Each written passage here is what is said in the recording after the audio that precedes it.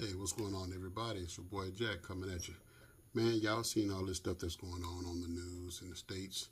Um, them rounding up the undocumented immigrants and in some cases taking them to third party countries they don't even have an affiliation with. Don't agree with that. That's crazy.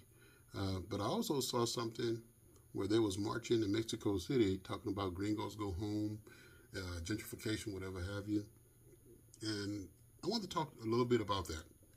And the reason why I want to talk about that, obviously, is because I'm a gringo, I'm an expat, I'm a foreigner, I'm an immigrant in Mexico. And when I go there, I don't want to be part of a problem. I want to try to help be part of a solution to the Mexican people. I know our dollars go a long way in Mexico, used to anyway, not so much so now, but on the local people, it does have an impact. Matter of fact, so here's my question, man. I want to really know this. Why do Mexican locals blame us for gentrification?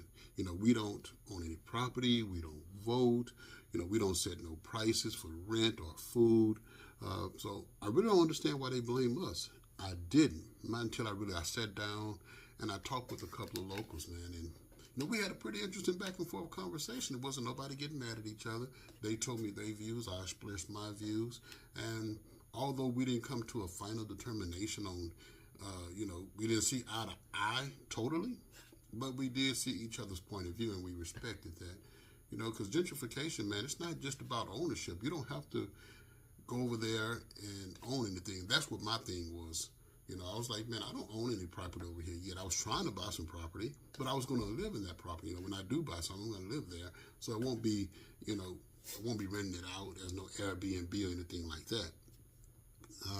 But it's not, gentrification is just not about the ownership of stuff, man. I mean, it's so much more deeper. And I really didn't even understand that myself until I had the conversation with these local people, man. And it was real insightful. And I encourage all of you expats, man, talk with the local people about this subject.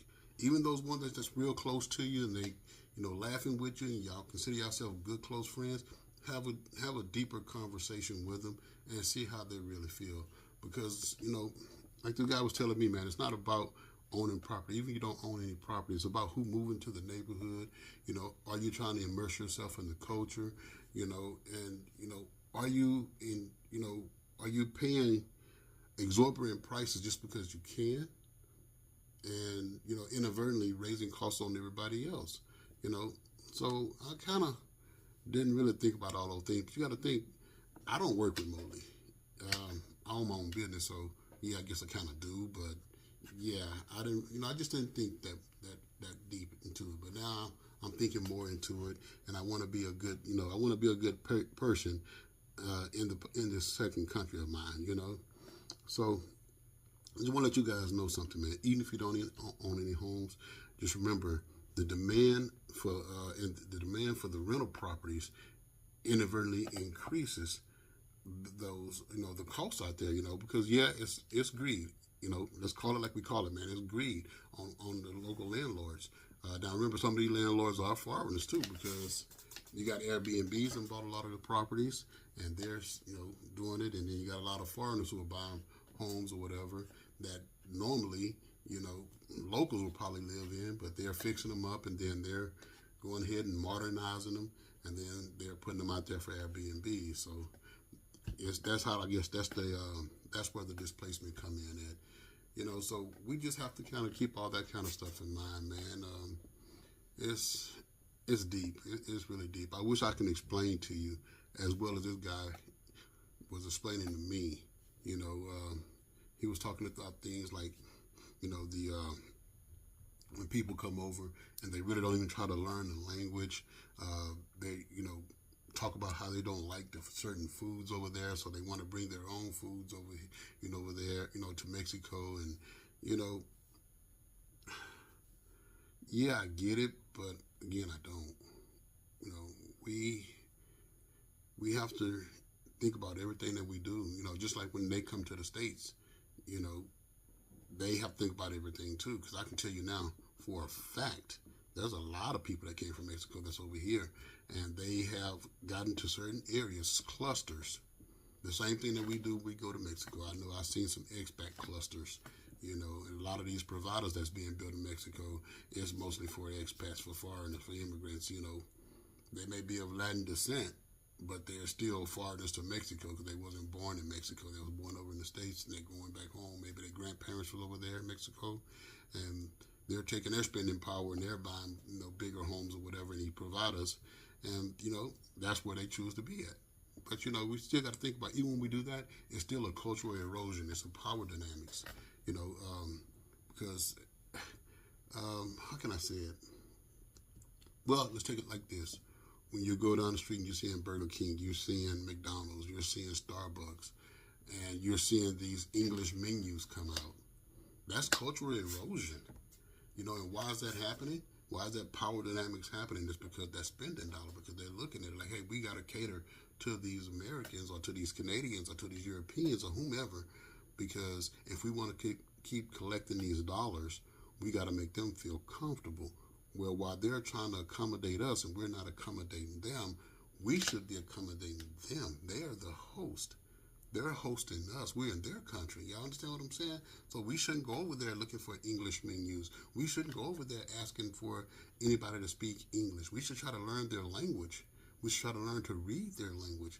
Why did you go to Mexico if you're not willing to learn how to live as the Mexicans live? If you want to live like a foreigner, whatever country you're from, why not just stay in your own country? So yeah, I kind of see their point of view on that one, okay? And I guess sometimes we don't understand, or we don't really recognize or realize that we do. We create these economic bubbles when we get over there. I don't know, my mind is kind of all over the place, to be honest with you guys, man, because even in the States, like I say, I have my own business over here, and when people of Hispanic origin come to my business, I tell you, man, it's the first thing they want to know is, anybody speak Spanish? And I'm like, saying to myself, like, well, goodness, I can communicate with them, but you are in the United States of America. You're in a foreign country, but then when you come here, you're asking, do anybody speak Spanish? Now, it could be because the person just came over here. Maybe they over here just for a short time. Maybe I don't know their situation. I don't know their background. It's not even important. But the same way they telling us that we should learn their language, we should immerse in their cultures, well, that should be flipped, because when you go into any foreign country, that's what you should do. The United States is no exception. English is the chosen language over here, so people should try to learn that. You don't have to be perfect at it, but learn how to communicate. Same thing they're expecting from us. So I'm cool with that, And, when we go over to Mexico, man, we support the local businesses. That's what we should do. So again, when I said those names like McDonald's, Burger King, I tell my wife, and we have a little saying amongst each other, if we recognize a store or we recognize a restaurant from the States, that name, we try to avoid it, to be honest with you, because we already know one thing I can tell you. If it's a recognizable name, McDonald's, Burger King, Walmart, whatever have you, Home Depot, Fiesta even, the prices are going to be higher. You're going to pay prices comparable to what you're paying in the States, if not more. And think about it, because when they have those American products, they have to import those products. And especially in today's environment, think about it. With all this tariff talk and stuff like that, you already know. So if you want the familiarity of home, maybe it's better that you keep your ass at home, not go to a foreign country. I know you don't want to hear that, but yeah, somebody got to tell you. Might as well be Jack, right? All right, man. So let's keep it going. I don't know. How can we be better? How can we do different? I guess a little education. Before you go, educate ourselves on the local prices. When we're looking for properties to rent or buy, talk with somebody that's local from that area. Because just because in your hometown, your home country, that the spot you're looking for, a 3-bedroom home or whatever, in your own country, it might cost you $300,000. Okay, but then when you get to Mexico, you see one that's pretty nice size, fits, accommodate all your wants and all that. And you look at it like, oh, that's only $150, half of what I would pay in the States. Okay, cool. But before you drop that money down, ask yourself, are the locals able to pay the same price? What percentage of locals are able to pay that? You know? And if not, maybe that's something that we shouldn't be getting into. We shouldn't partake in it because that's how we're adding to the problem, you know. And I know there's not no one size fit all because everybody's different, man. But I just don't want to be a burden on anybody. I know I can't please everybody. I'm not trying to get you guys to please everybody, but I just want us to be a little bit more, have a little bit more tangible thought process when we're out doing things. You know, it's a difference when you're going to Mexico on vacation and you earmarked $1,000, $2,000, $5,000, whatever you earmarked for 4 days, 5 days, a week, a month, whatever, how long you're going to be there, and you just plan on spending that money. Well, you come in as a visitor, you want to spend that money, you're helping the economy because you're spending in the touristy area anyway, so that's what they're expecting you guys to do. But when you're going out here to live, we got to do things a little bit smarter. We got to do things different. You don't want to be overcharged. I don't want to be overcharged. So let's talk with some locals, man. Learn how to communicate. Find out what the people next door to what the property that you think about buying, you know, what are they normally spending? Go down the street. Go down next neighborhood over, you know.